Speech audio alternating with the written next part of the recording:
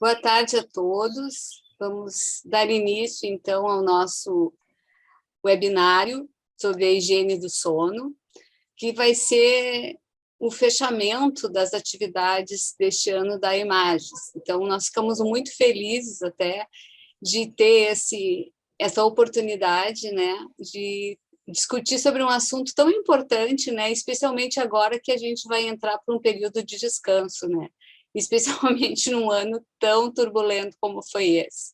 Então, assim, é bem gratificante a gente encerrar com essa conversa aqui com o nosso colega, o Olavo Chaves, que eu acho que todos conhecem, mas que eu vou ler aqui de forma bem sucinta, né, o currículo do Olavo.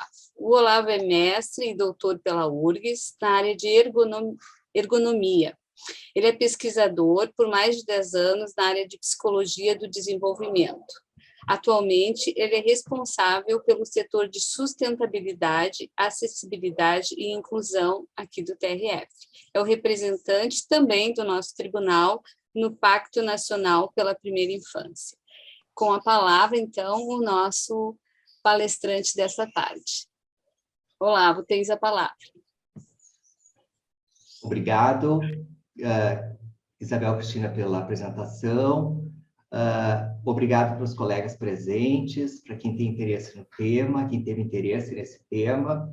É um dos temas que são caros a mim e que eu gostaria de compartilhar com vocês numa perspectiva de higiene, efetivamente, do sono, o que é, e já de imediato dizendo para vocês que as minhas são as contribuições da ergonomia, né, para o aumento da qualidade do sono, e que eu vou estar falando do lugar da ergonomia, né? E o lugar da ergonomia não é o lugar da medicina.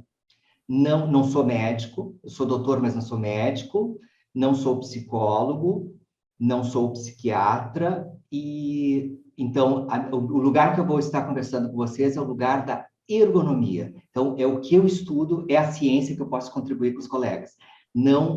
Então, não esperem uma palestra sobre higiene de sono dada na perspectiva médica, é na perspectiva da ergonomia. Então, comecemos. Sono é um problema de saúde mundial. E ele é um problema de saúde mundial, e na pandemia, para mim, ele apareceu como ergonomista como uma epidemia. Quando eu conversava com os colegas para ajudar a organizar os home offices, eu organizei muitos home offices na pandemia, eu entrei na casa, na história de vida pessoal dos colegas para ajudar, e eu tive de retorno, assim, muitas questões que envolvia o ato de dormir, né? Então, assim, realmente a pandemia trouxe uma epidemia no paralelo, que é a epidemia da insônia, né? A insônia que está associada a várias coisas, mas dentre elas, pela própria pandemia, né? Os medos que a pandemia nos causava. Então, o sono é um problema de saúde mundial. E aí eu perguntaria para vocês que estão neste momento nessa sala conosco, rapidamente entrem no chat e me digam ali um número. Não ponham H, não ponham nada, só escrevam um número. Quantas horas vocês dormem, em média, por dia? Escrevam no chat rapidamente que eu quero ver o que é que vocês estão dizendo. Feito. Ao final dessa palestra, eu darei as respostas, né? Como é que estão os números que vocês estão dizendo aí, como é que vocês estão no que, de acordo com a ciência, de acordo com, né? Então, é importante, mas vocês estão bem, viu? Em média, esse grupo está bem, tá? Em média, esse grupo está bem. Só depois vamos aprofundar essa questão.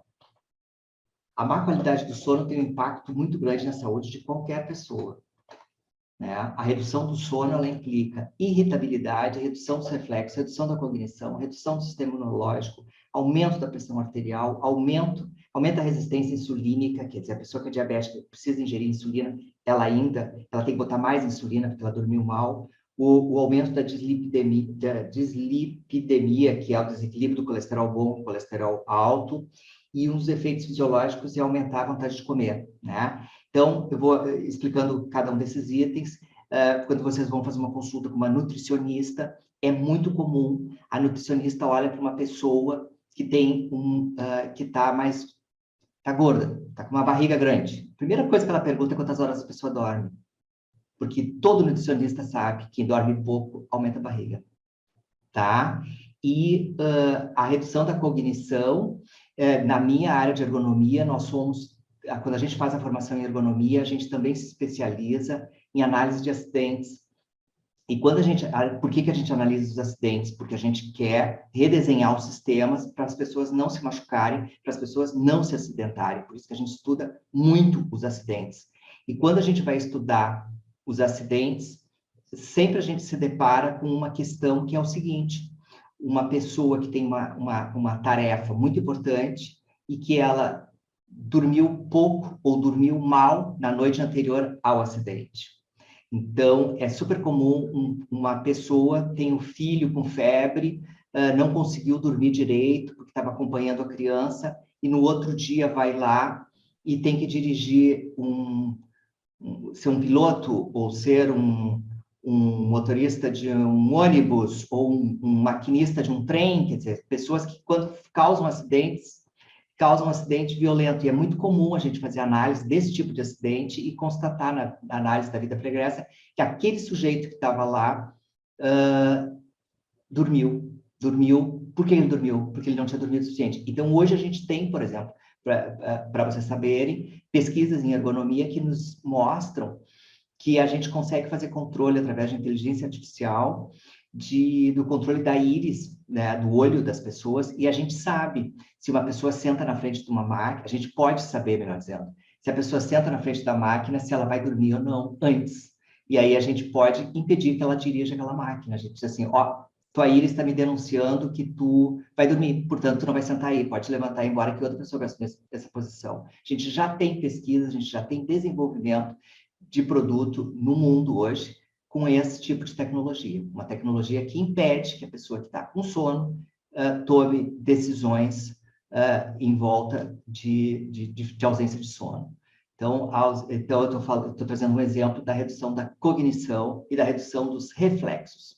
Tá? Então, se perde reflexo, irritabilidade. Quantas vezes a gente não tem um colega que chega no ambiente de trabalho e aí está super irritadíssimo e a gente pergunta, dormiu bem, fulano? E quando tu pergunta para ele se ele dormiu bem, ele chega para ti assim, não, eu dormi mal. Entende? Porque é a olhos vistos que ele não conseguiu dormir direito. A irritabilidade é uma das características da redução do sono. Tá? O sistema imunológico, claro, quando a gente dorme mal, dorme pouco, as nossas defesas baixam. Então, quem tem alergia fica mais alérgico, quem tem vários outros problemas de saúde, os seus problemas ficam aguçados. A existência de condições ambientais e espaciais adequadas ao sono são aspectos relevantes para uma boa qualidade do sono. Então, aqui vem a grande contribuição da ergonomia. A ergonomia é uma ciência, é uma especialidade da engenharia que trata das coisas que estão ao redor das pessoas. Por isso que eu fiz questão de dizer para vocês, não sou médico, não estou aqui para olhar o corpo que não está dormindo, estou querendo olhar para as coisas que estão ao redor e ajudar vocês a olhar para essas coisas que estão ao redor e que nos impede de dormir bem. Então, olhando para essa imagem, o que passa? Né? O que me passa disso aqui? Né? Essa coisa, né? Não sei, se a gente tivesse mais tempo, eu ouviria vocês, mas aqui eu não vou poder ouvir, não dá tempo hoje, tá? Mas essa imagem está aí para a gente ver assim, o que passa, né? Isso aí. O exercício regular pode facilitar o aparecimento do sono. Então, a gente já sabe, a gente já tem pesquisa mostrando que quem se exercita regularmente tem mais qualidade no sono. Né? Então, quem não se exercita regularmente tem um pouco mais de dificuldade. Então, tem uma relação nexo-causal direto. Tá? Exercício físico faz bem para o sono. Tá? Sono não combina com grandes refeições. Ou seja, sono combina com refeições leves.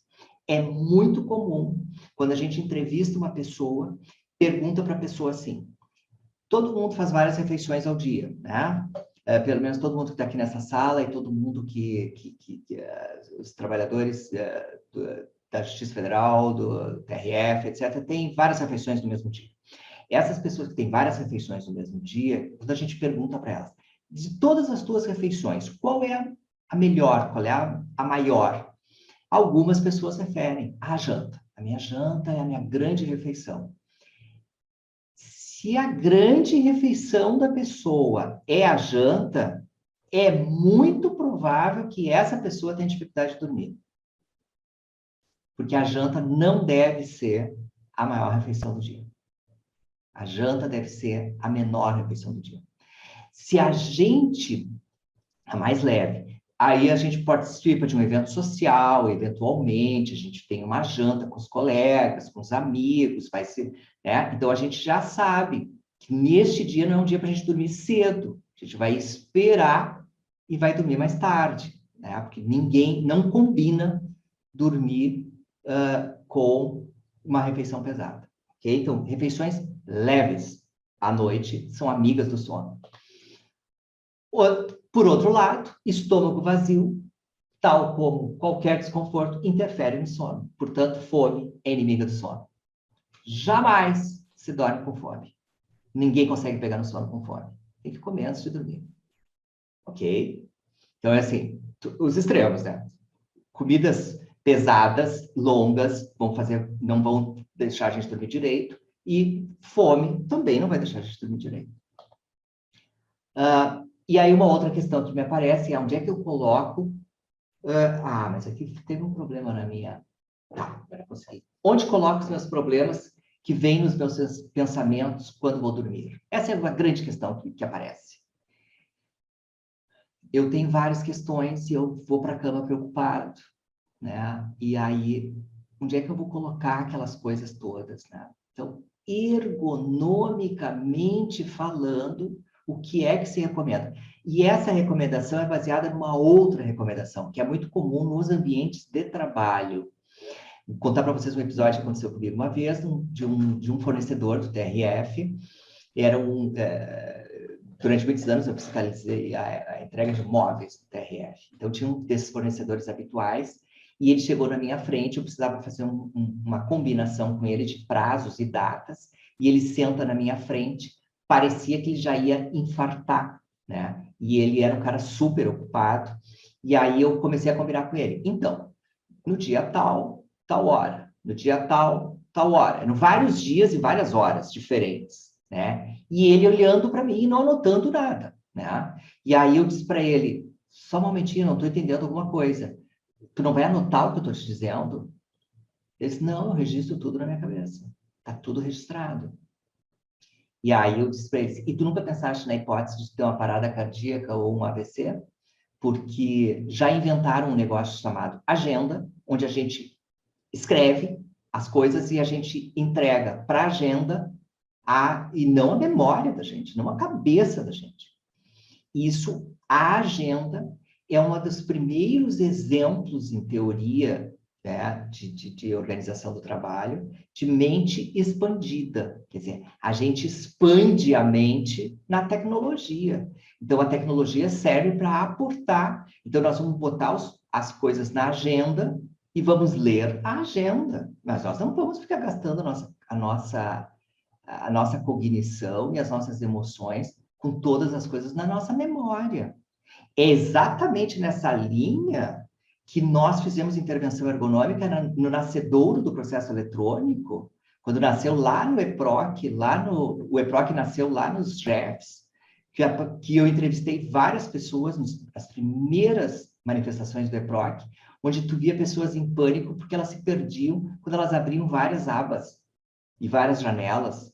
E aí a gente veio com a ideia de, não, vão ser 2 telas. Se a gente separa em 2 telas, a gente responsabiliza visualmente e alivia para as pessoas. Então, a decisão das 2 telas, na época, era uma decisão de alívio interno das pessoas, né? Então, sempre ergonomicamente, quando tem um sistema complexo, a gente vai defender 2 ou 3 telas.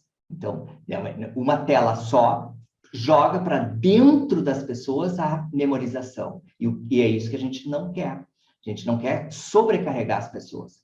Então, aonde eu coloco os meus problemas que vêm nos meus pensamentos quando eu vou dormir, eu antes de ir para a cama, eu faço uma listagem das preocupações e possíveis soluções num caderninho, em qualquer lugar, anota, tá? E deixa para resolver no próximo dia. E diz isso. Amanhã eu vou resolver isso aqui. E tira da tua cabeça e anota num lugar. Criem esse hábito. Isso é extremamente saudável, tá? Porque ninguém vai resolver dormindo, ninguém vai resolver deitado, ninguém vai resolver na cama. Vai ser resolvido no outro dia. Então, faz uma lista, faz as possíveis soluções e diz, amanhã eu vou encaminhar isso aqui. E essa é uma recomendação ergonômica. Uma boa noite de sono passa também pela utilização de um bom colchão. E eu trouxe essa imagem para trazer a ideia do ninho, que é o colchão nos representa muito dessa coisa do aninhamento, né? Do conforto, né? A gente quer um espaço confortável. Então, um bom colchão é uma boa questão ergonômica também. Nenhuma outra peça do mobiliário é mais utilizada do que o colchão. Se a gente durar 60 anos, 20 deles foram em cima do colchão. Se a gente viver 81 anos, 27 são no colchão. 90 anos, 30 são no colchão. Então, é muito usado. É a peça do mobiliário da casa da gente mais utilizada, é o colchão. Portanto, a gente deve se dedicar a ele. Então, as recomendações para a escolha de um colchão, né? Se for um colchão de casal, verifique se existe espaço suficiente para as duas pessoas. E se o colchão oscila do seu lado quando alguém se movimenta no extremo oposto. Se ele oscila do outro lado, não é um bom colchão. Ok? Isso é uma técnica. A outra. Esse é um erro mais clássico. Não julgue o conforto e o suporte do corpo apenas sentando-se num dos lados durante alguns segundos. Ou seja, as pessoas vão escolher um colchão para comprar, vão na loja e sentam. Sentam e veem, esse aqui é bem fofinho, vou levar esse. Esse é bem bom. Não. A gente deve se deitar no colchão. Se o lugar não permitir que a gente se deite, se a gente se sentir envergonhado, etc., não compre o colchão, vá para outro lugar. Mas tem que deitar, tem que deitar. Tem que se deitar, tem que deitar no colchão, verificar se sente compressão nos ombros, no quadril e nos calcanhares. E em diferentes posturas. Deita de lado, deita de barriga para cima, deita de barriga para baixo, deita de tudo que é jeito. E vê, e escolhe o colchão assim, deitando, ok? Eu acabei não fazendo um slide, uma lâmina, um slide de uma coisa que me apareceu muito na pandemia, que é as pessoas trabalhando com o notebook em cima do colchão. Tá? Colchão foi projetado, pensado, planejado para deitar. Então, em hipótese alguma, a gente senta para trabalhar num notebook em cima de um colchão. Sentar num notebook, sentar sobre o colchão é procurar um problema de coluna. Tá? Então, evitem isso. Isso não se recomenda ergonomicamente. A gente recomenda cadeiras para trabalho com notebooks. Cadeiras e mesas. Mas, hipótese alguma, colchão. Colchão é para deitar. Tem toda uma engenharia para desenvolver colchão, mas para as pessoas deitarem. Então, e essa é outra dica maravilhosa. Maravilhosa porque é minha. Não é porque é minha, é porque pela experiência. Comprar sempre pela manhã. Sempre se compra colchão pela manhã. Por quê? Porque se a gente for comprar um colchão num shopping center, no final do expediente, que a gente está cansado, qualquer colchão vai ser bom.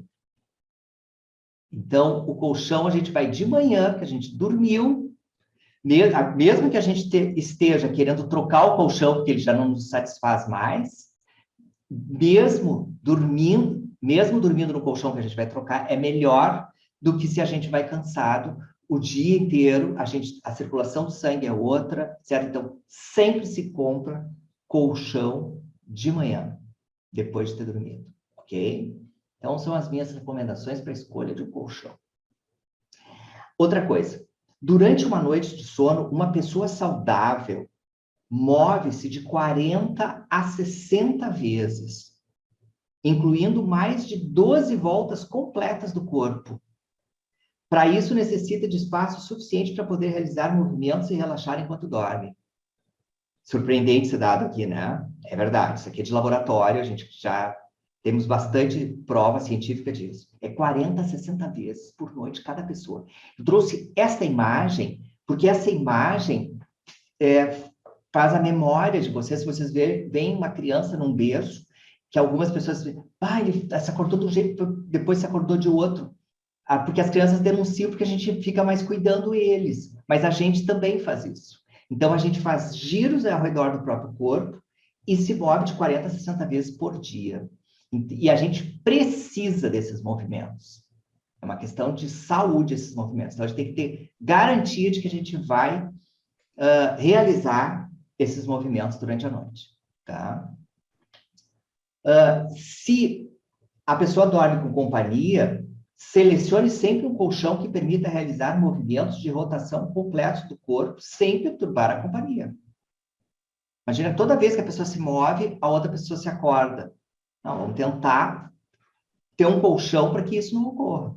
Né? E a escolha do colchão, temos que considerar as características que proporcionam o suporte do corpo adequado, sem provocar o aparecimento de desvios laterais da coluna vertebral. Isso eu quero dizer com isso aqui. Vejam essas duas imagens. A imagem de cima tem a pessoa deitada, o colchão é muito mole, a ponto do quadril afundar, a imagem de cima, quadril afunda e faz essa torção na coluna, porque a gente quer que a coluna fique como traço verde ali. Né? A coluna fique reta. Então, o colchão, ele não pode ser tão mole. Se ele está tão mole assim, está na hora da gente trocar o colchão. Tá? O que é mais ergonômico? Um colchão fofinho ou um colchão mais duro? Essa pergunta sempre me chega. Tá? Então, aí em cima eu tenho um colchão duro demais, um colchão mole demais e o colchão ideal. O colchão duro demais faz com que o quadril empurre a coluna para cima, porque tu não consegue afundar o quadril, e empurre o ombro para cima, e tu faz essa torção no centro da coluna. E o colchão mole demais faz com que o teu quadril afunde no colchão e o teu ombro afunde, e tu faz outro tipo de movimento com a coluna. Então, o que a gente quer? O colchão ideal, nem duro nem mole. Meio do caminho. Aí vocês vão dizer o seguinte, o cara, doutor, engenharia, etc., vinha dizer meio do caminho. Não, a gente já tem dados de laboratório disso. Já se fez milhares de testes, milhares de ensaios, então a gente já sabe qual é a densidade da espuma que vai fazer isso que a gente está chamando de colchão ideal. E aí eu trago para vocês aqui... tem uma outra questão que tem que dizer antes de trazer a tabela, que eu vou mostrar para vocês uma tabela de densidades, que não é só a coluna que está em jogo, né, nessa história aí. O colchão deve evitar o aparecimento de pressões nos tecidos corporais, que estão em contato direto com a superfície do colchão. Pressões elevadas provocam a oclusão dos vasos capilares, que podem provocar a diminuição ou mesmo a interrupção da irrigação sanguínea nessa zona. Então, é o que acontece, muitas pessoas têm adormecimento das pernas ou adormecimento dos braços dormindo. Isso é porque houve um problema de circulação na periferia do corpo e é provocado pelo colchão, sim. Então, a gente tem que cuidar disso. Isso é muito comum, na minha experiência, com as cadeiras. As pessoas se preocupam assim, que a cadeira possa fazer uma posição correta, e as pessoas estão achando que a gente está olhando para a coluna, para a posição das pernas, no sentido mais anatômico, no sentido mais ortopédico. Mas aonde que mora o perigo na análise que a gente faz das cadeiras e que a gente não diz muito, porque não é do senso comum essa conversa? É na circulação sanguínea. O rolo das cadeiras não está tanto nessa questão dessa postura correta, não. Porque eu entro, às vezes, nos ambientes e as pessoas sabem que eu trabalho com isso, e as pessoas se arrumam na cadeira assim, fico assim, porque acho que eu estou olhando para isso, né? E isso, claro que eu estou olhando também, mas isso não é o mais relevante. O mais relevante é se a circulação sanguínea está ocorrendo da forma como é o prescrito, E a mesma coisa vale para o colchão. Então, a gente fica preocupado só com a questão da coluna, às vezes, e se esquece que tem outros efeitos, né? Que é essa questão a questão dos sensores de capilares, né? E que tem uma relação com a pele, né? Aqui tem uma tabela de adequação de densidade, né, para os biotipos. Existe, essa fonte é o Instituto Nacional de Estudos do Repouso, existe isso, tá? Então, essa é uma tabela que a gente aceita do ponto de vista da engenharia, do ponto de vista da ergonomia, e eu chamo a atenção de vocês, porque se vocês olharem na internet, tem umas tabelas preguiçosas, que só tem 2 colunas, pesos e densidades. Ou só tem... E não é verdade. Por quê? Eu quero que vocês me acompanhem aqui a leitura da tabela. Se a gente pega aqui uma pessoa de 61 a 70 quilos, observe na tabela. Uma pessoa de 61 a 70 quilos. Ah, então é uma densidade 28. Se ela tiver até 1,50 m. Se ela tiver acima de 1,80 m, a densidade é 26. Captaram? Que é diferente o número. Por que a densidade é menor que uma pessoa tão alta? Porque uma pessoa tão alta com esse peso é uma pessoa que tem uma capilaridade que vai sofrer mais. E, portanto, a gente não vai poder deixar ela dormir no colchão duro. Tem que ser um colchão um pouquinho mais mole para ela. Tudo isso está calculado, está pensado. Então, o que a gente vai fazer? Eu estou botando essa tabela com essa configuração para vocês olharem. Não é para a gente ficar aqui olhando tabela, etc., mas para dizer que a tabela confiável, se vocês fizerem uma pesquisa, pesquisem na internet, porque não dá para ficar à mercê dos vendedores, é que seja do Instituto Nacional de Estudos do Repouso. Nós temos isso no Brasil, tá? Então, são os estudos mais confiáveis do ponto de vista qual é a densidade adequada. Então, eu volto aqui nos slides anteriores agora, para dizer de onde eu tiro aqui o colchão ideal. Quando eu vou dizer colchão duro demais ou colchão mole demais. Colchão ideal, então, é o colchão que vai obedecer aquele regramento lá, tá? E aí, então, o colchão deve proporcionar um envolvimento térmico estável, seja nos dias quentes ou nos dias frios. Deve também absorver a umidade resultante do suor, promovendo um ambiente mais limpo.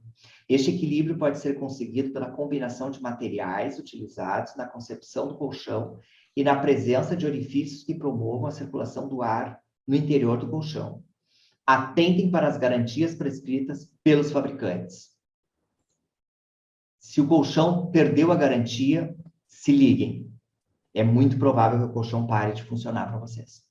Tá? Então, e é muito comum eu encontrar colegas com dores nas costas, com cadeira maravilhosa e o colchão está vencido. E a pessoa não sabe. É por isso que eu estou fazendo questão de falar sobre isso. E aí, a grande sacada aqui para vocês é esse selo. O selo da ABICOL. O que é a ABICOL? Associação Brasileira da Indústria de Colchões. O colchão que tiver esse selo é um colchão que a gente vai confiar. O colchão que não tiver esse selo, a gente vai desconfiar. Tá? É uma indústria, uma indústria que tem esse selo, é uma indústria que obedece esses quesitos que eu coloquei aqui. Respeito ao meio ambiente, padrões sustentáveis de desenvolvimento, respeito ao direito do trabalhador, tem práticas leais de concorrência e tem combate ao trabalho infantil. Uma empresa que obedece todos esses quesitos tem selo da ABICOL. Quem tem esse selo obedece padrões de construção que são confiáveis e que nos garantem essa. E aí vocês vão ver, alguém pode estar se perguntando aí, parece pela minha conversa que eu estou falando só de colchões de espuma. Os colchões de mola, que são os mais comuns, né, nessa população que eu estou falando aqui, com certeza, são muito bem recomendados, desde que eles também estão sujeitos à ABICOL. Não estão sujeitos eu esqueci de dizer para vocês que o Instituto Nacional de Estudos do Repouso é só para espumas. Só para espuma, colchão de espuma, espuma de cadeira, espuma de... Então, quando a gente está falando só de colchão de espuma, a Associação, o Instituto Nacional de Estudo do Repouso. E o selo da Abicol é para qualquer tipo de colchão no Brasil, né? E quando eu estava fazendo, não me lembro se era o mestrado ou doutorado, eu fiz uma visita técnica a uma fábrica de colchões no Rio Grande do Sul. Quer dizer, a gente tem fábrica de colchões no Rio Grande do Sul que tem selo da Abicol. E eu visitei uma dessas fábricas, até porque eu queria conhecer esses 5 quesitos aqui: respeito ao meio ambiente, padrões sustentáveis de desenvolvimento, respeito ao direito do trabalhador, prática ética e combate ao trabalho infantil. Tudo isso estava lá, e eu visitei uma dessas fábricas, e foi uma das coisas mais encantadoras, assim, visitar uma fábrica no Rio Grande do Sul, e eu entrei na área onde eles serravam as madeiras que iam dentro dos colchões, e eu entrei numa fábrica, e não tinha cheiro de madeira no espaço, porque o pó da madeira não estava no ar. O pó estava... À medida que eles serravam, o pó era recolhido e não ficava no ar. Então, isso é um dos maiores problemas da indústria hoje, são os aerodispersóides, que são as coisas que ficam no ar e entram pelo nariz das pessoas, e as pessoas se sufocam em práticas que envolvem algodão, em práticas que envolvem... Tudo que envolve aerodispersóides, né? Então, as indústrias que têm o selo da Abicol, elas trabalham com um tipo de tratamento dos materiais que não fazem isso, entende? Quer dizer, já tem essa tecnologia, né? É uma tecnologia que faz aspiradores, à medida que ele vai cortando, ele já vai aspirando o pó, e o pó não tem contato com os trabalhadores, né? Então, isso existe, né, no Rio Grande do Sul.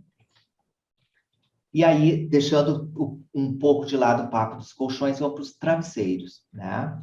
O travesseiro, que é essa coisa que nos remete a essa memória de guerra de travesseiro, mas também o fofismo aí de dormir confortavelmente.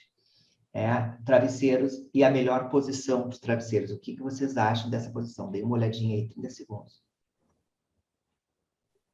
Será que esse cara vai ter dor no pescoço no outro dia ou não vai? Eu acho que ele vai ter dor no pescoço, porque ele está com o pescoço dobrado.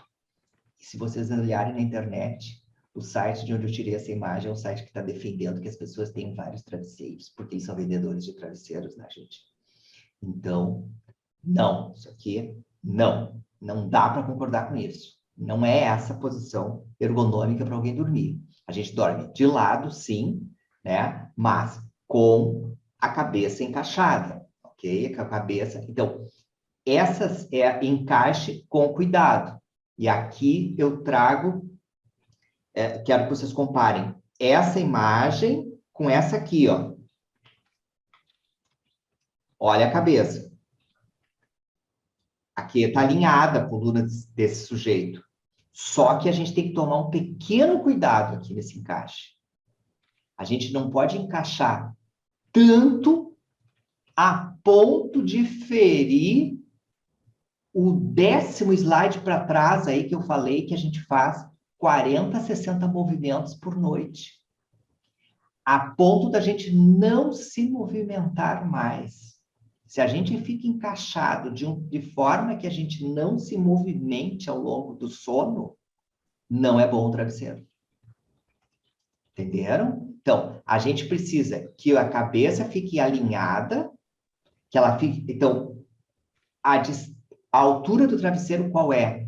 É o tamanho do ombro da pessoa. Se a pessoa tem um ombro grande, então nós vamos preencher o espaço entre o ombro e a cabeça. É isso que o travesseiro precisa preencher.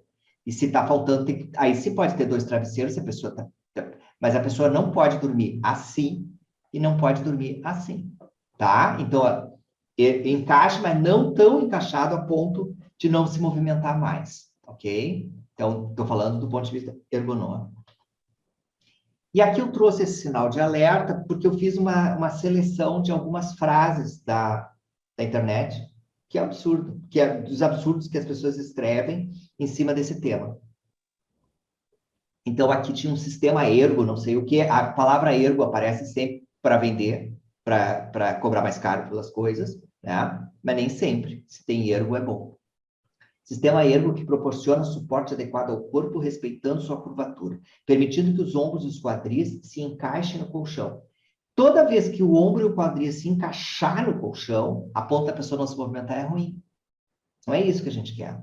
dando o devido suporte para as costas e as pernas, dividir, espuma, viscosidade 33, auxilia no processo de recuperação do corpo, pois reduz o número de vezes que uma pessoa se vira durante a noite. Eles estão prescrevendo que a pessoa não se vire, e achando que isso é bom. Tá? E aí continua. Tem uma tecnologia que proporciona uma ação bactericida. Se é uma ação bactericida, significa que ela mata a bactéria. Se ela mata a bactéria, ela é venenosa. E, portanto, ela elimina 99% das bactérias que entram em contato com a fibra. Então, o tecido tem veneno. Então, não vai fazer bem. Então, o tamanho malha belga confere ao colchão um toque exclusivo de conforto. Aí ele fala de malha belga, né, para dizer que é uma coisa de alta confiabilidade, né, porque é belga, é bom, né. Então, a gente tem que cuidar com esses discursos de internet que não tem fundamentação científica ou que tem uma fundamentação equivocada, e principalmente quando eles usam a palavra ergo para vender, né. Todo cuidado é pouco. Uma pergunta que me faz é dormir de bruços, né. Então, essa pessoa aqui é uma pessoa que está numa posição de massagem, um travesseiro de massagem, não é travesseiro para dormir. Travesseiro de massagem é travesseiro de massagem. É diferente de travesseiro para dormir. Então, a gente não recomenda a posição, nenhum ergonomista se recomenda a posição de dormir de bruços. Aí a pessoa vai dizer assim, mas eu só consigo pegar no sono de bruços. Muito provavelmente tu pega no sono de bruços, mas depois tu te vira, tá? Porque não dá, não fica a noite toda. Deitar de barriga para cima, só se for com o travesseiro mais baixo e ainda apoiado embaixo das pernas. Então, vai ter que ter vários travesseiros para a pessoa dormir de barriga para cima. Então, o que é que a gente recomenda?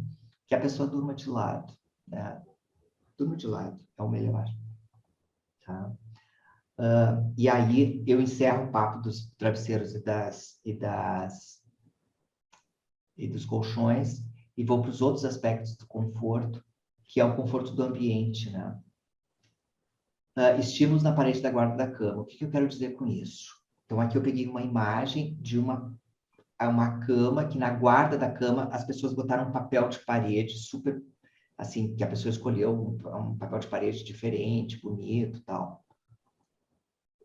É isso que a gente recomenda. É o único lugar no quarto onde a parede deve ser diferente, é a parede da guarda da cama. Paredes dispersivas, com imagens muito tarará, em outra posição, é de dificultar o sono.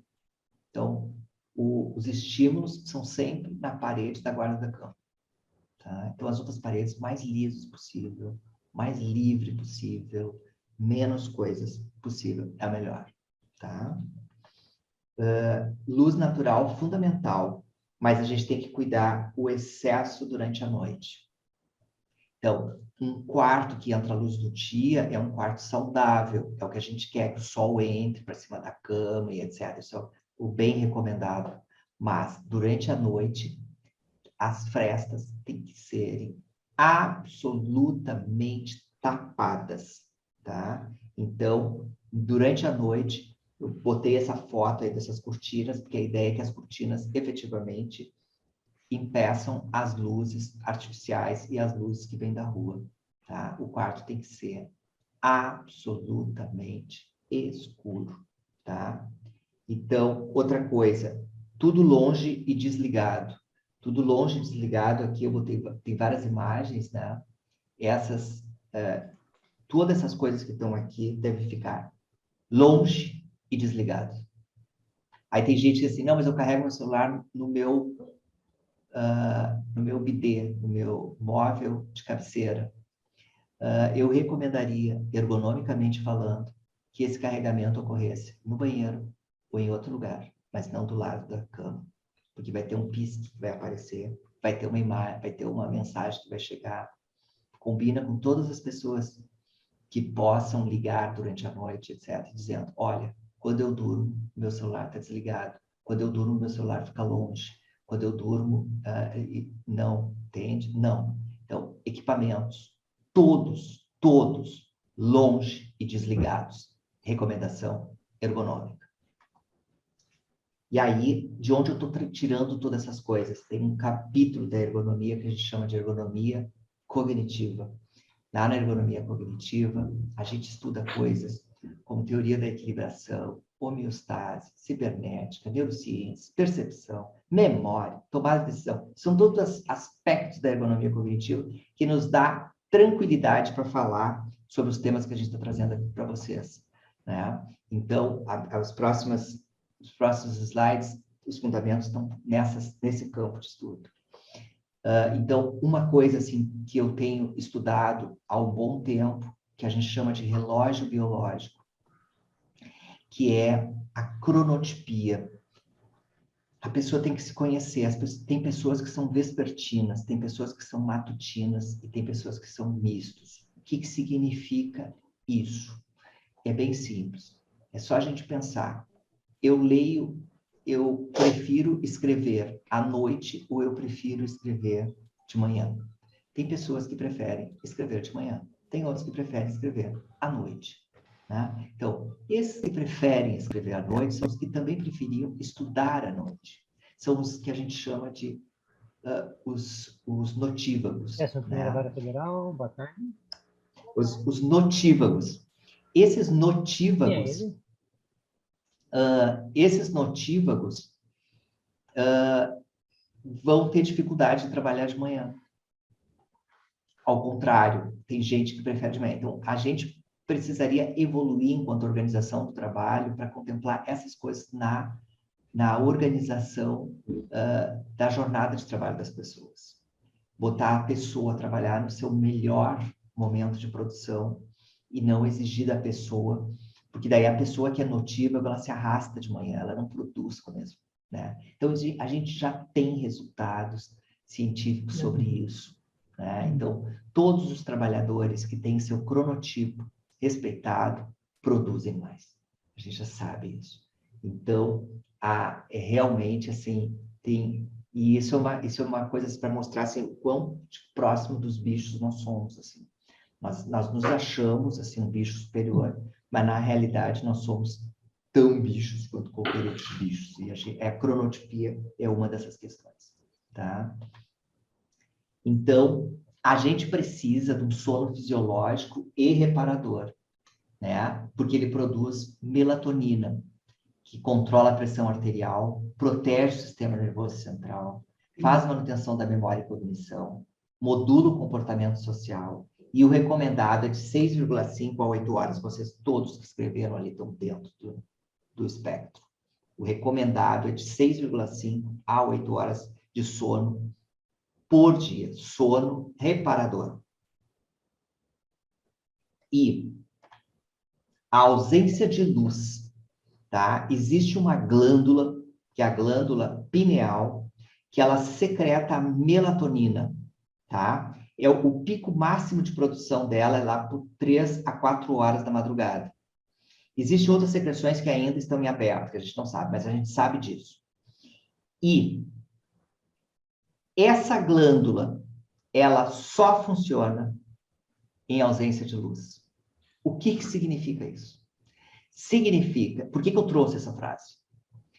Significa que aquela luzinha que algumas pessoas ficam incomodadas durante a noite e botam uma fita isolante, ou botam um boné, ou botam um echarpe, botam alguma coisa para tapar uma luzinha, aquelas pessoas estão absolutamente corretas, porque aquela luzinha denuncia para a glândula pineal que a pessoa não está dormindo. E a glândula pineal não faz a secretação da melatonina que a gente precisa secretar. Portanto, toda e qualquer fonte de luz deve ser desligada. Não pode ter nem o pontinho do celular. Nada. Porque um pedaço do nosso cérebro entende que a gente não está dormindo. Portanto, o sono não é reparador. Essa talvez seja a informação mais importante desse webinário para vocês. Toda e qualquer fonte de luz, mínimo que seja, não permite a secretação da melatonina. E aí tem pessoas que vão no médico e o médico vai receitar melatonina. E a pessoa resolveu não desligar uma luzinha de dentro do seu quarto. Tá? Então, fontes de luz, todas fechadas, tá? A indução do sono pode ser baixar a excitação, anotar os problemas no papel, que eu já disse, desligar todo e qualquer aparelho ao redor, e uma música calma, né? Eu acho que eu não fiz um slide que eu queria ter feito, agora eu me dei conta que faltou aqui, que é o de dizer que a gente decida se a gente vai dormir às 10 horas da noite, a gente se prepare, comece a se preparar às 9. É 1 hora de preparo. E vai baixando as luzes da casa. Isso, para quem tem criança, é extremamente bem-vindo, porque as crianças ficam num nível de excitação com as luzes acesas e os pais não se dão conta. Fica todo mundo dentro de casa lutando contra a claridade, como se o dia ainda estivesse ali, o dia já se foi. Então, a gente precisa começar a baixar as luzes da casa. E quando a gente baixa as luzes da casa, a gente vai induzindo o sono de todas as pessoas da casa. Então, e para qualquer pessoa, para quem tem problemas de insônia, etc., é preciso começar a baixar a luz. Então, desliga uma lâmpada, desliga outra, fica com um abajur, vai. E esse processo tem que começar 1 hora antes da hora que decidiu que vai dormir. Tá? Então, isso faz parte da indução do sono. Baixar as luzes. E quando for para a cama, nenhuma luz. Nenhuma. E aí tem algumas conversas assim de internet. Ah, não, mas tem uma luz agora, que não sei o quê. Não, não tem luz. Nenhuma luz vai fazer a glândula pineal produzir melatonina. Então, a gente já sabe isso. Isso é resposta de pesquisa científica. Tá? E aí... Jesus, estou olhando o tempo. A gente, ao contrário daquilo que muitas pessoas pensam, durante o sono a atividade corporal continua. A atividade corporal continua. Então, as atividades durante o sono, os músculos podem ficar tensos e relaxados, há uma alteração da temperatura do corpo. A pulsação sofre alteração. A circulação sanguínea também sofre. A atividade cerebral continua, também com grandes amplitudes. Os sonhos são a exteriorização desses processos. Os sonhos são a prova de que a atividade cerebral se mantém viva, né? E aí a gente... eu não vou aprofundar isso aqui com vocês, mas é um tema que eu estou estudando muito nos últimos tempos. A pandemia, inclusive, me provocou muito esse estudo, que é a questão do sonho, né? O sonho é a ciência.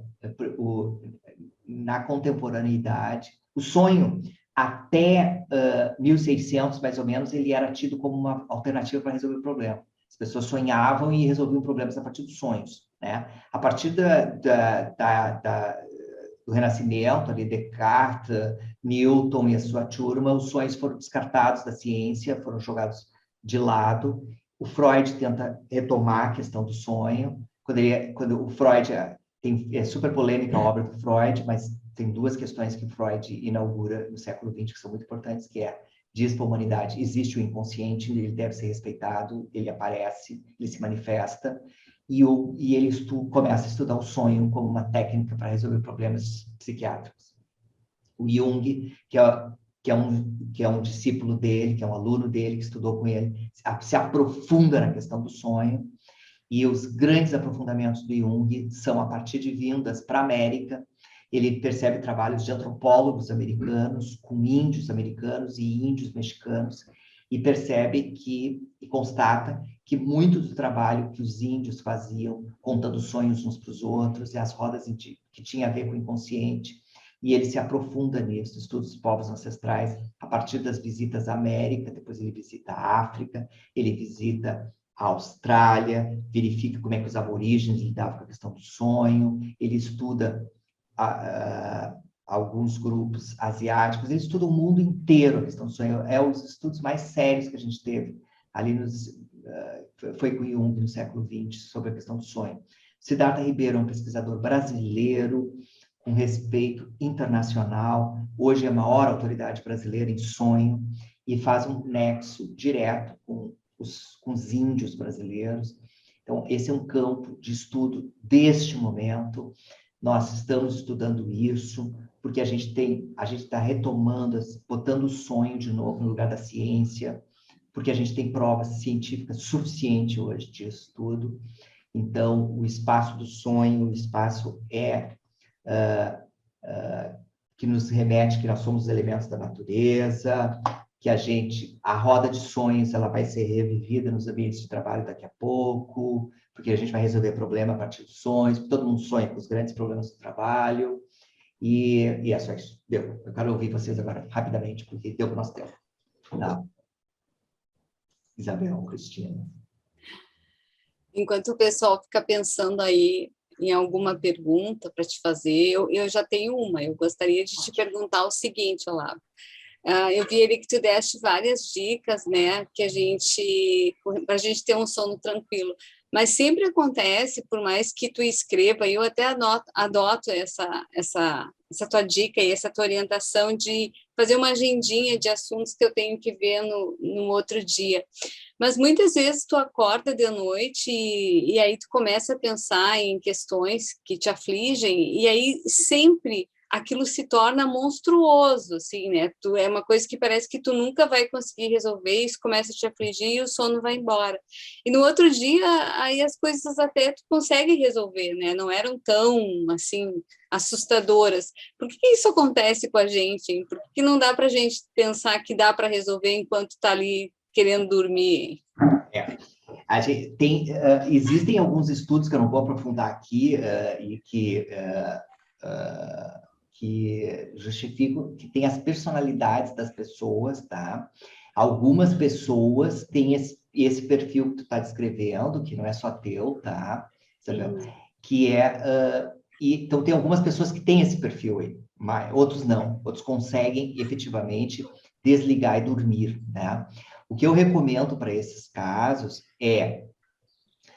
se tem, levanta, vai lá e anota, sabe? Levanta, não fica revirando em cima da cama com a questão que está te incomodando, sabe? Vai lá, anota, diz, não, isso eu vou resolver amanhã, isso eu não vou resolver hoje. Entende? Assim, porque é uma ilusão, é uma grande ilusão a gente achar que vai, porque tanto é que no outro dia tu vai lá e resolve, né? Então, se é acordado por um problema, o problema está mais forte, entende? Então, se ele está mais forte, ele deve receber uma dedicação. Então, vai lá no caderno, anota, pensa sobre ele e volta a dormir, sabe? Mas não põe o problema em cima da cama, de jeito nenhum, porque faz mal. E vai buscar ajuda interna, né, dessa coisa. Tem mais alguma questão, Isabel? Tem sim. Eles fizeram uma colocação no início a respeito das telas. Dois colegas, comentaram a respeito do que tu colocaste, do que tu pontuasse, o porquê de ter duas telas. E as pessoas acharam interessante isso. Não sei se tu poderias comentar mais um pouquinho sobre... Com certeza. Provoquei os colegas com modéstia à parte. Eu tenho essa inteligência de provocar situações assim legais. Isso é uma questão, entende? Ela é uma questão cara para a ergonomia, né? Nós, ergonomistas, defendemos, sim, o aumento do número de telas quando os sistemas são complexos. E por que é que a gente defende isso? Porque... vou contar um outro exemplo que não tem nada a ver com tela para vocês captarem o que eu quero dizer. Eu fiz a adaptação de uma estagiária cega no TRF, né? E a gente usou ela de laboratório, ela se submeteu, ela deixou a gente, ela foi uma parceira nossa de projeto. Então, a gente tinha um staff no TRF, do pessoal da área de TI, para a gente adaptar o EPROC para pessoas cegas. Essa que era a ideia. E ela, então, foi muito importante para nós, para o desenvolvimento do sistema. E uma vez eu encontrei com ela num lugar, e eu sempre faço isso quando eu faço acompanhamento de pessoas com deficiência. Por exemplo, quando eu entro com cego no elevador, eu não faço nada, eu fico parado para esperar se ele consegue eu digo assim, o restaurante é no 9º andar, e eu estou no térreo, entende? E aí eu fico esperando ele usar a botoeira, eu não uso a botoeira. porque eu quero saber se a botoeira está realmente acolhendo o cego, né? E aí a gente sabe se a botoeira está acolhendo ou não, se o cego conseguiu usar. Se ele não conseguiu usar, é porque a botoeira não está acolhendo. Então, eu faço muito disso. E aí eu estava com ela, e ela sabia de cor todos os pilares da estrutura do TRF que ela encontraria pela frente. Ela sabia de cor. Não, Olavo, nós vamos por aqui porque aqui tem um pilar. Ela sabia tudo de cor.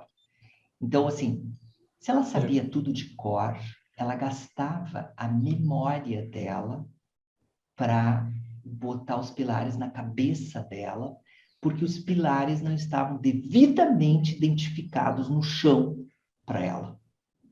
Então, não é um problema, é o problema da não identificação do pilar. Quer dizer, então, tu sobrecarrega a pessoa cega de informações internas, né, dela, para ela poder se ver livre da questão ali, que senão ela vai bater com a cabeça num pilar.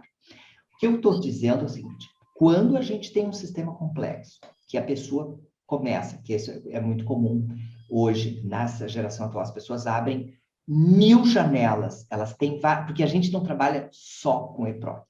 A gente trabalha com EPROC e outros sistemas. Então, os sistemas estão todos abertos na nossa frente. Então, a gente tem uma coisa aberta ali, uma coisa aberta ali. Então, tem várias coisas abertas e, de repente, tu tem uma janela que tu abriu, que tu nem te lembra mais por que tu abriu aquela janela.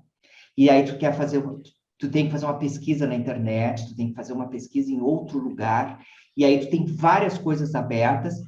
E aí, tu começa a usar da tua memória, da tua estrutura interna, que o sistema pode te apoiar de outra forma. Então, quando tu tem um sistema visual, quer dizer, quando tu tem uma tela com o teu texto na tua frente, e só o teu texto, e a outra tela é a gestão fica na outra tela, e o texto fica aqui. Então, tu te alivia. Então, é redução da sobrecarga cognitiva de trabalho. É isso que eu estou falando.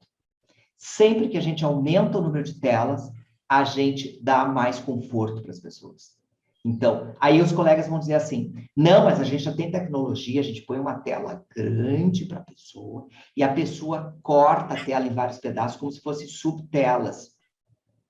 A experiência que a gente tem é que isso não funciona igual como ter duas telas. E outra que tu faz sobrecarga de pescoço com isso. Porque as pessoas fazem muito mais gesto de cabeça para poder organizar tudo isso. Então, a questão, eu até vou entrar aqui no chat para ver exatamente o que os colegas disseram, para ver se eu estou quais os critérios para comprar um bom colchão, tá? Que interessante, uma estimação das telas, para ver o que eles estão dizendo exatamente, porque, mas em linhas gerais é isso, sabe? Sempre quando a gente aumenta o número de telas, a gente reduz a carga cognitiva de trabalho. É isso. Ótimo. Tem uma pergunta aqui também do Luciano. Ele queria saber, Olavo, quais os critérios para comprar um bom colchão de molas? E também pergunta sobre aqueles colchões magnéticos, se eles funcionam. Os colchões magnéticos foi uma moda, né? Eles saíram de moda, tá? Então, eles saíram de moda porque a gente teve bastante trabalho, assim, dizendo que eles não eram bons. Ponto. E outra, o colchão de molas, as molas individuais, aquelas molas ensacadas, que tem um conjunto de molas uma do lado da outra, são melhores do que uma mola contínua. Existe essa classificação nos colchões de mola, tá? São molas ensacadas, individuais, uma a uma, né, no sistema, e molas contínuas. Os sistemas que as molas são individuais, é melhor. É melhor. Então, aquilo que eu falei lá no início da fala, aquele colchão que tem uma mola contínua, são os colchões que quando um casal, por exemplo, quando um deita de um lado, o outro percebe que o outro se mexeu. Então, esse colchão não é bom. Então, quanto maior o número de molas no colchão, melhor ele é. Tá? E o que eu recomendaria para os colegas é assim, sempre quando vocês forem comprar colchão, busquem esses selos de qualidade, né? E os selos de qualidade, eles sempre vão nos dar mais segurança, né? E a garantia. Quanto maior a garantia do colchão, tende a ser melhor o colchão. Né? Mesma coisa que cadeira, gente. Cadeira Então, é muito comum, assim, as cadeiras gamer, está muito na moda, assim, nesse momento, né? A cadeira gamer que tem 3 meses de garantia é sinal de que ela vai quebrar em 6 meses, portanto, ela não é boa. Então, a gente tem que cuidar isso lá na internet, quando a gente compra internet. Na pandemia, as pessoas compraram muita coisa pela internet. E aí, nas compras por internet, o segredinho é esse. Se a garantia é, por exemplo, a cadeira, mais de 5 anos, a cadeira é boa. Se a cadeira for de menos de 5 anos, pode saber que ela não é boa. E mesma coisa com o colchão. Quanto maior a garantia, melhor ele é. Tem uma pergunta aqui também, Olavo, sobre um travesseiro magnético. O colega Inácio Luft, ele disse que acordava com dor na cabeça e nuca. Comprou um travesseiro magnético e melhorou, mas já está precisando de um novo. A gente tem que cuidar desses nomes, assim, meio mágicos, assim, sabe? Daqui a pouco vamos levar para a Lua, sabe? Esses nomes, assim, a gente tem que tomar cuidado. Mas o que a gente tem que cuidar é o seguinte: quando a gente vai comprar o colchão, o travesseiro, a gente tem que colocar o travesseiro no ombro, aqui nessa posição, e ver se a distância está deixando retinho. Se a distância está deixando retinho, beleza. Esses colchões tipo NASA, existe isso, tá? Colchão da NASA, que o pessoal chama. Colchão da NASA, colchão não, travesseiro. Travesseiro da NASA, ele usa uma tecnologia, que é a tecnologia de revestimento dos foguetes, né? E aí, como ele foi uma produção que a NASA desenvolveu para os astronautas ficarem lá dentro, quando eles batem nas paredes, eles... isso não significa... Nós não estamos na Lua, não estamos com ausência de gravidade, sabe? Então, essa coisa assim, isso tudo é um negócio para vender, gente, entende? Da NASA, do não sei o quê, papá. Tem pessoas que se adaptam, mas assim, o que normalmente acontece de problema com essas coisas muito magnetizadas ou muito é a estatização. Estatização não é bom. É a ausência de movimento. Tudo que a gente fica parado, que a gente não faz... Vou trazer de novo aquela imagem que eu acho linda. Essa aqui, cadê? Eu peço desculpas para vocês, que eu fiz uma apresentação meio correndo, mas era como nós combinamos de fazer uma coisa de no máximo 1 hora, então eu dei uma corrida, mas eu achava que os elementos que eu estava trazendo eram os mais importantes. Essa imagem está aqui para mostrar para vocês essa questão das 40, 60 vezes de movimentos que a gente faz. Se isso a gente faz, é porque o corpo precisa disso, por uma questão de equilíbrio químico, equilíbrio de circulação sanguínea, a gente precisa fazer esses movimentos. Tudo que está fazendo a gente não se movimentar durante a noite é ruim, não é bom. Se a gente ficar muito preso no travesseiro, e os travesseiros da NASA têm essa característica, eles pressionam a pessoa e a pessoa fica parada. Não é bom, sabe? O travesseiro tem que ser fofo, tem que ser aconchegante, e tem que trocar várias vezes os travesseiros, sabe? Tem que trocar mais... Tá implicando que o travesseiro troca, põe um novo, sabe? É uma coisa assim, faz bem trocar de travesseiro, sabe? Uma coisa que eu não falei para vocês, mas que eu recomendo, assim, é também, às vezes, que os lençóis sejam lençóis de algodão, sabe? E quanto maior o número de fios, melhor. Porque... E é legal que a cama seja bonita, sabe? Que a cama seja bonita e que a gente tenha vontade de ir para a cama, sabe? Isso é uma coisa que é importante para o sono. Olavo, tem uma outra pergunta aqui também do colega. A questão que tu falaste sobre o bloqueio da luz, né, das luzes quando se dorme. Então, eles perguntaram sobre algumas pessoas que usam aquela proteção, né, da vista e tal. Então, ele coloca se a questão do bloqueio da luz, né, o tapa-olho ajuda com a questão do bloqueio de luz para o funcionamento da pineal, especialmente em casos onde é inviável remover toda a luz. Ele diz que tem bastante luz da rua que não consegue bloquear completamente. Sim, colega, isso mesmo. Se aquele tapa-olho que a gente usa para viajar no avião, tem alguns tapa-olhos até que são melhores do que outros se o colega tem essa questão assim, de outra que precisa, né? Sim, funciona assim. O bloqueio é pelo olho, sim. Então, é que tem gente que não se adapta com esse tapa-olho, sabe? E que é mais uma coisa, mas é que se tu precisa ter um outro elemento dentro para a tua saúde, né? Respirador, etc. Então, não tem como. O que a gente, nesse momento, do ponto de vista de desenvolvimento de produto, as pessoas já estão trabalhando em cima de que todos esses aparatos que vão para dentro de um quarto, porque isso que eu estou trazendo para vocês é muito novo, tá? É pesquisa, assim, de 2010, 2015 para cá. Então, tem todo um aparato que tem que vir junto nisso tudo. Então, de todos os equipamentos que entrarem para dentro de um quarto, não venham com luz, né? Que as luzes sejam ofuscadas, que a gente consiga abrigar essas luzes. E então, a ideia é que isso vai se desenvolvendo na indústria, né? Agora, se tem uma coisa que não tem como, sim, o tapa-olho vai funcionar. Mas eu recomendaria ao colega que investisse, às vezes tem cortinas muito simples, assim, cortinas blackout, que às vezes a gente compra e que fazem de forro, ou até tem alguns tecidos que são tecidos de blackout e que por fora eles são de gorgurão, ou de linho, ou de algodão, eles são bem bonitos, dá para fazer cortinas bem bonitas, sabe? Do ponto de vista estético, e que elas bloqueiam completamente a luz. Elas são blackout, efetivamente. Recomendo esse tipo de investimento, sabe? Porque tem um efeito na qualidade do sono, assim, enorme, enorme. Eu tenho uma outra pergunta aqui, Olavo, do Dr. Tejada, que está nos assistindo aqui. Até vou ler exatamente como ele colocou, tá? Cristina e Olavo, primeiramente é um prazer muito grande revê-los, ainda que por meio de vídeo. Sou profundo admirador de ambos. Minha pergunta é, nos últimos tempos, tenho acordado com muita frequência às 4 horas da manhã, parece até um relógio despertador.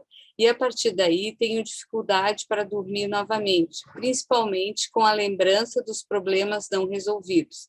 Pergunto se o Olavo tem alguma receita para evitar esse problema.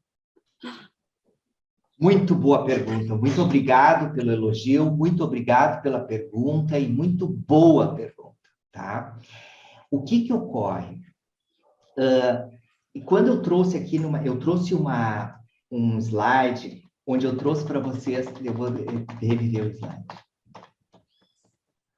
dessas coisas que eu tenho estudado, né?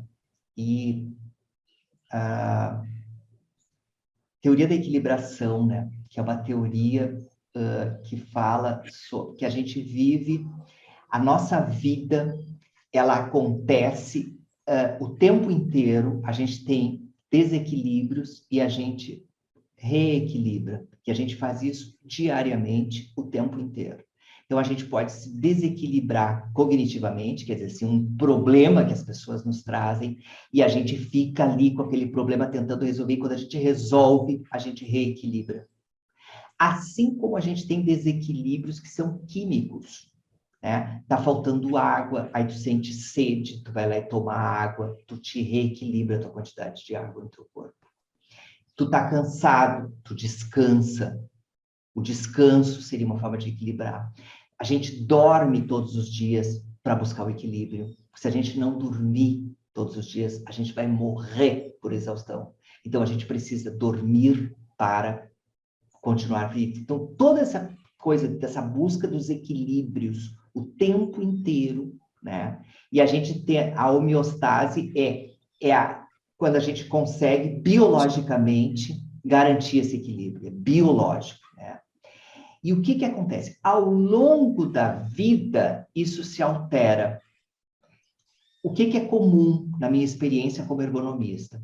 Eu vou conversar com um colega e o colega está com uma dor no joelho e ele tem aproximadamente 40 anos, né? E aí eu pergunto para ele, porque ele me chama porque ele está com um problema na cadeira. E aí eu vou conversando com ele e aí eu descubro que ele começou a jogar futebol no final de semana com os amigos do filho dele. E ele faz uma lesão na perna. E aí, o que que aconteceu efetivamente? Ele desaprendeu a jogar futebol? Não. É que quando ele recomeçou a jogar futebol, ele vai jogar futebol aos 40 anos, como se ele tivesse 19. E o corpo dele não é mais um corpo de 19 anos, é um corpo de 40 anos. Ou seja, o que eu estou querendo dizer é que cada momento da vida a gente tem um nível de equilíbrio. Tem pessoas que ao longo da vida, as crianças, por exemplo, tem crianças que vão dormir às 8 horas da noite e acordam às 8 horas do outro dia, dormem 12 horas. E a partir de um determinado momento, elas começam a dormir 10 horas por dia. Depois elas dormem 8 horas por dia. E assim vai. Então, ao longo da vida, tem muitas pessoas que acordam 4 horas da manhã. Isso é comum. À medida que o tempo vai passando e muda o hábito. Muda o hábito. Agora, se a gente vai olhar, se a gente quer, que o doutor está trazendo, 4 horas, os indianos, esses que meditam, eles acordam 4 e pouco da manhã, todos. Tá? Então, tem gente que acorda 4:30 da manhã. Tem vários trabalhadores que acordam 4:30 da manhã. Tem pessoas que fazem academia às 6 horas. Se faz academia às 6 horas da manhã, tem várias academias abertas às 6 horas da manhã, porque acordaram às 5 e pouco. Então, talvez o corpo esteja dizendo que o teu horário mudou. É o horário de acordar agora. É 4 horas. E aí a tua vida vai começar às 4 da manhã. Vai ter que dormir mais cedo. Pode ser. Essa é uma alternativa, que eu acho muito provável. É muito comum. À medida que o tempo vai passando, a gente vai envelhecendo, a gente acorda antes. Existe isso. Isso é uma coisa bem de cronotipia. Então, o que eu recomendaria? Se está sempre no mesmo horário, é o corpo que está avisando. Ouve o que o teu corpo está dizendo, respeita ele e começa a dormir mais cedo. Isso é o que eu recomendaria. Não sei. Não estou enxergando ele. Esse eu não estou enxergando. Para ver, eu tinha que fazer um sinal com a cabeça. Um sinal. Tu está enxergando ele, Cris? Agora sim. Agora ele fez um sinal. Obrigado, Lá. O que ele disse? Ele fez sinal aí de que valeu ou não? Valeu, muito bom conselho. Então, Muito esclarecedor, Olavo. Muito obrigado. E eu acho que a gente, pegando mais ainda, explorando um pouco mais essa questão do Dr. Tejada, isso é uma coisa que eu vejo muito na minha intervenção como ergonomista, é o corpo dando sinais para as pessoas e as pessoas não conseguindo parar para ouvir o que o seu corpo está lhe dizendo. Então, às vezes a gente tem um hábito, né? Por exemplo, eu acordo todos os dias às 6 horas, e aí esse hábito, ao longo do tempo, ele muda. Agora eu vou acordar às 7, ou agora eu vou acordar às 10, sabe? Ou agora eu vou acordar às 5. Então, reorganiza. Se reorganiza. E aí, daqui a pouco, muda de novo, sabe? São sinais que a vida nos dá e que a gente não tem elementos para ler, sabe? Deixa eu ver um sinal muito interessante, assim, para compartilhar com todos os colegas que estão aqui, que é a gente... Eu só queria ver quantos estão falando aqui. 61 pessoas. Olá, tem um comentário aqui de um colega que diz que ele está acordando às 5, e daí ele faz o mate e lê. Está sendo, por isso estou indo dormir mais cedo, por volta das 10 horas. Está aí ratificando o teu aconselhamento para o doutor. Exatamente. Exatamente. Assim, o colega conseguiu acolher o que a natureza do corpo dele lhe disse, né? E isso é muito interessante. Eu vejo muito... Olha que exemplo interessante esse. A gente inventou no TRF um conceito, um design de apoio de pé diferente. O apoio de pé que se usa no TRF é um apoio que só se usa no TRF, tá? Você desenvolveu, desenvolvimento de produto. Então, falando nisso, até eu vou me aposentar, acho que eu vou patentear esse negócio. Não vou patentear. Mas a gente tem que dar um jeito de resolver esse apoio de pé que só tem no TRF. Esse apoio de pé, ele tem fundamento, assim, em tudo que a gente estudou sobre circulação sanguínea, né, etc, etc.